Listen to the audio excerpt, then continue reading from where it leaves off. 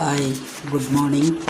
त्वमेव माता च पिता त्वमेव बन्धुश्च सखा त्वमेव विद्या द्रविणं त्वमेव सर्वं मम देवदेव।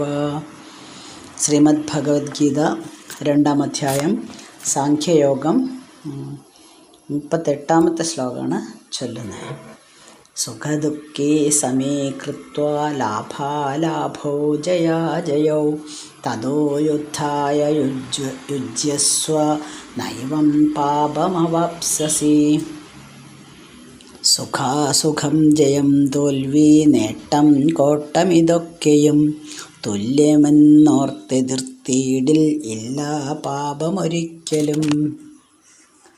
സുഖദുഃഖേ ലാഭാലാഭോ ജയാജയോ സമേ കൃത്വ തതഃ യുദ്ധായ യുജ്യസ്വ ഏവം പാപം ന അവാപ്സ്യസി.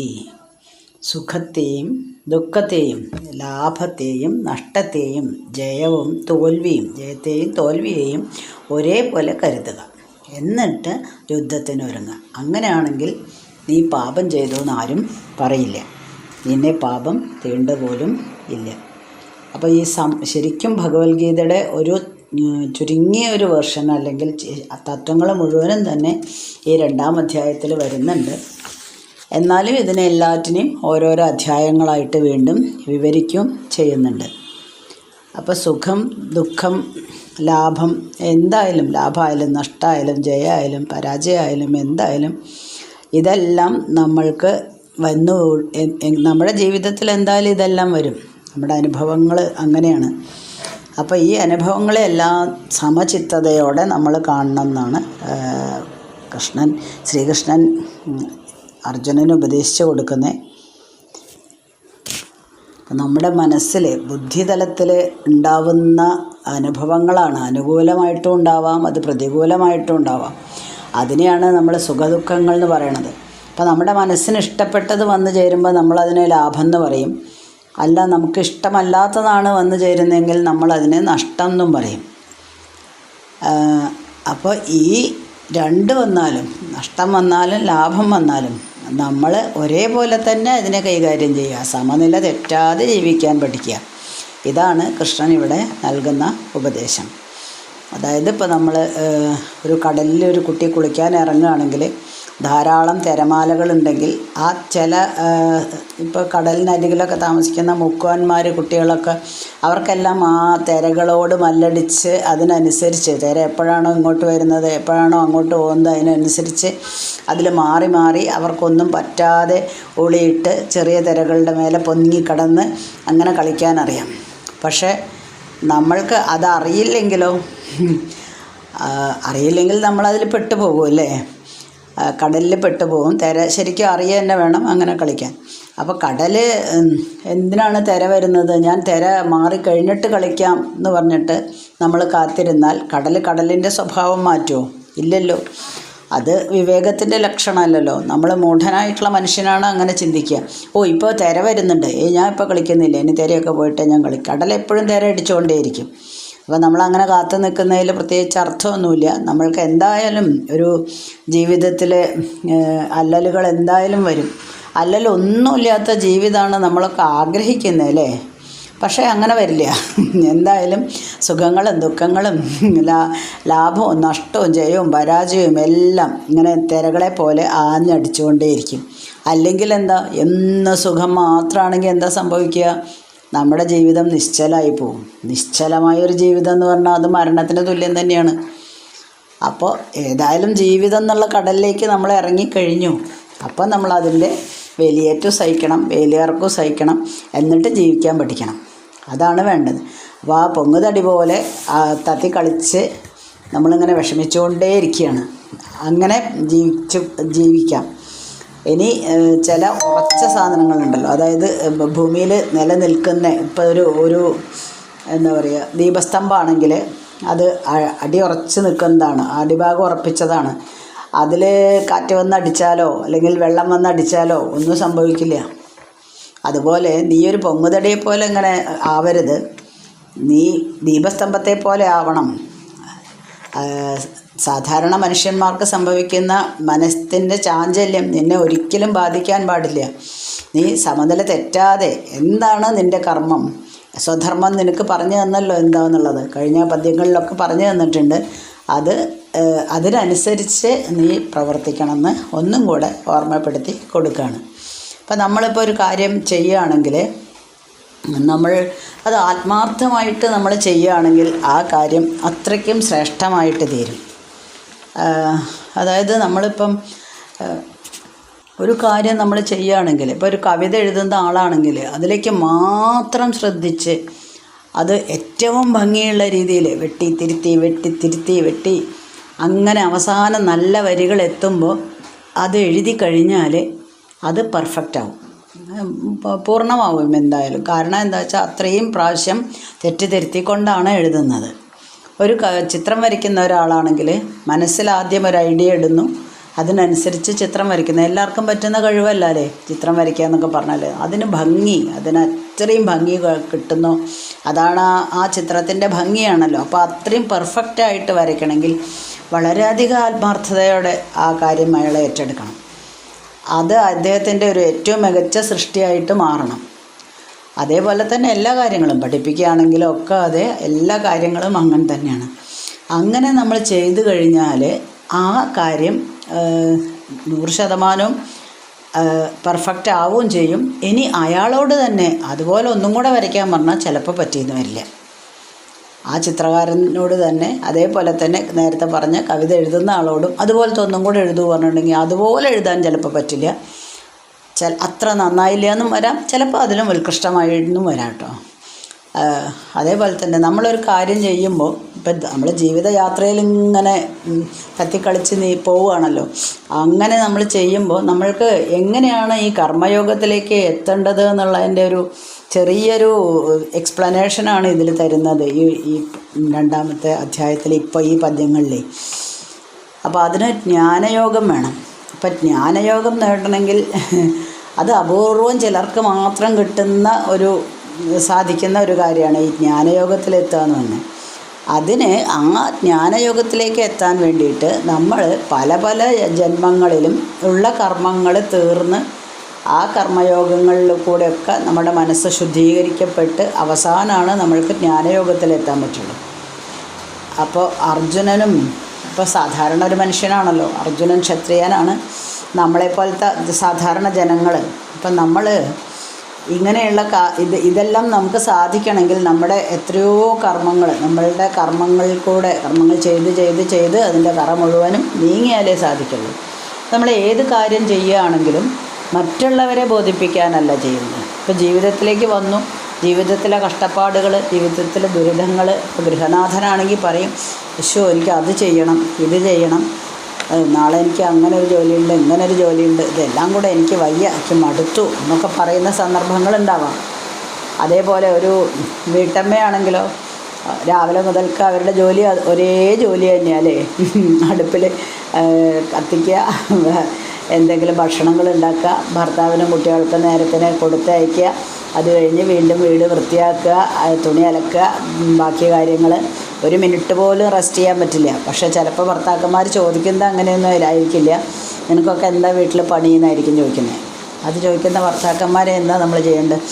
എന്താ വെച്ചാൽ അത് കാണുന്ന പണിയല്ല, ശമ്പളം കിട്ടുന്ന പണിയുമല്ല, ഒരാൾ നോക്കിയാൽ കാണുന്ന ഒരു ജോലിയുമല്ല. എന്താ ചെയ്തതെന്ന് ചോദിച്ചാൽ, കാരണം ഇപ്പം അത് വീട് വൃത്തിയിൽ വെച്ചില്ലേ എന്നുള്ളതൊന്നും ചിലരെയൊന്നും എഫക്റ്റേ ചെയ്യില്ല. ചില ആൾക്കാരെ ചിലരത് നോട്ട് ചെയ്തിട്ട് അഭിനന്ദിച്ചു എന്ന് വരാട്ടോ. അപ്പം നമ്മളൊരാളുടെ അഭിനന്ദനത്തിന് വേണ്ടിയിട്ടല്ല ചെയ്യുന്നത്. നമ്മൾ ആ കാര്യങ്ങൾ ചെയ്യുമ്പോൾ അവരും പറയൂല്ലേ, വീട്ടമ്മമാരും പറയും, അയ്യോ മടുത്തു, എന്ത് ജീവിതമാണിത്, എന്നും ഒരേ റൊട്ടീൻ, വേറെ ഒരു മാറ്റവും ഇല്ല ടൈം ടേബിളിന്, എന്നും രാവിലെ തൊട്ട് രാത്രി വരെ ഇതേ ടൈം ടേബിളാണ്, വേറെ ഒന്നുമില്ല. അവർക്ക് ഒന്ന് പുറത്ത് പോകലോ ഒരു സിനിമ കാണലോ വേറെ എന്തെങ്കിലും സന്തോഷമോ യാത്രകളോ ഒന്നുമില്ല. ആകെ ഇത് മാത്രമായിരിക്കും ചിലരുടെ ജീവിതം. അപ്പോൾ അവരും എന്തൊരു കഷ്ടമാണ് ഇങ്ങനൊരു ലൈഫ് എന്ന് ചിന്തിക്കാം ചിലപ്പോൾ. പക്ഷേ ഇതിന് പകരം അത് ഗൃഹനാഥനായാലും വീട്ടമ്മയായാലും ഞാൻ ചെയ്യുന്നത്, അതായത് ഞാൻ ഭക്ഷണം ഉണ്ടാക്കുന്നത് ഭഗവാനാണ്. നമ്മളിപ്പം ഈ ആറ്റുകാൽ പൊങ്കാലയൊക്കെ അർപ്പിക്കാൻ പോകുമ്പോൾ ഭഗവതിക്ക് വേണ്ടിയിട്ടാണല്ലോ ചെയ്യുന്നത്. അപ്പോൾ വളരെ ആത്മാർത്ഥതയോടെ വളരെ ഭക്തിയോടെ ചെയ്യുന്നു അല്ലേ. അതേപോലെ തന്നെ നമ്മൾ ഭഗവാന് സമർപ്പിക്കാനാണെങ്കിൽ നമുക്ക് എങ്ങനെ ഭക്തി വരുന്നത്? അതേപോലെ തന്നെ നമ്മുടെ വീട്ടിൽ കുക്കിംഗ് ചെയ്ത് നോക്കൂ. ഞാൻ ഭഗവാന് വേണ്ടിയിട്ടാണ് ഇതെല്ലാം ചെയ്യുന്നത്. എന്ത് കാര്യമായാലും, അത് വീട് വൃത്തിയാക്കലായാലും മറ്റു കാര്യങ്ങളായാലും കുക്കിംഗ് ആയാലും എന്തായാലും, ഭർത്താവാണെങ്കിലും ഞാൻ ഭഗവാന് വേണ്ടിയിട്ടാണ്. ഭഗവാൻ നിശ്ചയിച്ചിരിക്കുന്നതാണ് എനിക്ക് ഇന്ന കാര്യങ്ങളെല്ലാം ചെയ്യണം എന്നുള്ളത് എൻ്റെ ജീവിതത്തിൽ. ഞാനത് ചെയ്യട്ടെ, ആത്മാർത്ഥമായിട്ട് ചെയ്യട്ടെ. അങ്ങനെ ആത്മാർത്ഥമായിട്ട് ആരെയും ബോധിപ്പിക്കാനല്ല, ആരിൽ നിന്നും ഒരു അഭിനന്ദനം പ്രതീക്ഷിച്ചിട്ടോ ഒന്നുമല്ല നമ്മൾ കർമ്മം ചെയ്യുന്നത്. ആരെ മാത്രമേ നമുക്ക് ബോധിപ്പിക്കാനുള്ളൂ? ഭഗവാന്റെ മുന്നിൽ മാത്രം. നമ്മൾ എന്ത് പ്രവൃത്തി ചെയ്യുകയാണെങ്കിലും അങ്ങനെ തന്നെയാണ്. ഭഗവാനോട് ചോദിക്കുക, ഞാനിപ്പോൾ ചെയ്യുന്നത് സത്യമാണോ? ഒരാൾക്ക് കള്ളു കുടിക്കണം തോന്നി കള്ളു കുടിക്കുന്നു, സിഗരറ്റ് വലിക്കണം തോന്നി സിഗരറ്റ് വലിക്കുന്നു. പിന്നെ ഭഗവാനോടൊന്ന് ചോദിച്ചു നോക്കുക, ഞാൻ ചെയ്യുന്നത് ശരിയാണോ? എൻ്റെ ശരീരത്തിന് ഇത് നല്ലതാണോ? ഇത് ഞാനും നശിക്കും, മറ്റുള്ളവരും നശിക്കില്ലേ അതുകൊണ്ട്. അപ്പോൾ അതുകൊണ്ട് ഈ ഓരോ കർമ്മങ്ങൾ നമ്മൾ ചെയ്യുമ്പോഴും നമ്മളോട് തന്നെ ചോദിക്കുക. അതായത് ഭഗവാനോട്, നമ്മൾ തന്നെയാണല്ലോ ഭഗവാൻ. അപ്പോൾ നമ്മളോട് തന്നെ ചോദിക്കുക, ഭഗവാനോട് ചോദിക്കുക, ഭഗവാനെ ബോധ്യപ്പെടുത്തുക. ഭഗവാൻ മാത്രം ഇഷ്ടമായാൽ മതി. വേറെ ഒന്നും തന്നെ നമുക്ക് ചിന്തിക്കേണ്ട ആവശ്യമില്ല. ആരിൽ നിന്നും നമ്മൾ ഒന്നും തന്നെ പ്രതീക്ഷിക്കേണ്ട. ഭഗവാന് വേണ്ടി സമർപ്പിക്കുക എന്ന് പറഞ്ഞ് കർമ്മം ചെയ്യണം. അതുപോലെ അർജുന, ഇത് നിനക്ക് വിധിച്ചിട്ടുള്ള കർമ്മങ്ങളാണ്. അപ്പോൾ അത് നീ ചെയ്തേ പറ്റുള്ളൂ. അപ്പം അങ്ങനെ തെളിഞ്ഞ് മനസ്സൊക്കെ നല്ല തെളിഞ്ഞ് പ്രശാന്തമാവുമ്പോൾ നമ്മൾ ആനന്ദ നിർവൃതിയിൽ ആറാടിക്കൊണ്ട് കർമ്മം ചെയ്യണം എന്നാണ്. നല്ല എന്താ പറയുക, ഏത് കർമ്മം ചെയ്യുകയാണെങ്കിലും വളരെ സന്തോഷത്തോടു കൂടെ, ശപിക്കാതെ അത് സന്തോഷിച്ച് ഞാനിത് ചെയ്ത് തീർക്കാം എന്നുള്ള മാതിരി കർമ്മം ചെയ്യുകയാണെങ്കിൽ അത് ഏറ്റവും ഉത്കൃഷ്ടമായിട്ടുള്ള കർമ്മമായിട്ട് മാറും. അതായത് നേരത്തെ പറഞ്ഞല്ലോ, ഇപ്പോൾ ഒരു ചിത്രം വരയ്ക്കുകയാണ് ഒരാൾ, അത് അതേപോലെ തന്നെ ഒരിക്കലും പിന്നീട് പറയും. ഇപ്പം ഞാൻ പോലും ഈ റെക്കോർഡ് ചെയ്യുന്ന സംഭാഷണം ഞാൻ എവിടെയും നോക്കി വായിക്കുന്നതല്ല. ഞാൻ അപ്പോൾ എൻ്റെ മനസ്സിൽ തോന്നുന്നത് ആ പദ്യത്തിൽ നിന്ന് അർത്ഥം മനസ്സിലാക്കിയിട്ട് അപ്പോൾ പറയാണ്. ഇതേപോലെ നാളെ ഒന്ന് പറയൂ പറഞ്ഞിട്ടുണ്ടെങ്കിൽ ഇതേ സെൻറ്റൻസ് ഒന്നും വരില്ല, പക്ഷെ പറയും. ഇതുപോലെ ഇതിനേക്കാൾ നന്നാവും എന്നുള്ളതും എനിക്ക് ഉറപ്പില്ല.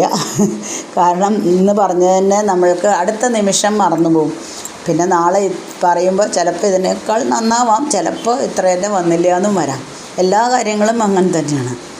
അപ്പോൾ നമ്മൾ ഈ കാര്യങ്ങൾ ചെയ്യുമ്പോൾ എപ്പോഴും ഭഗവാനെ തൃപ്തിപ്പെടുത്താൻ വേണ്ടിയിട്ട് മാത്രം ചെയ്യുക.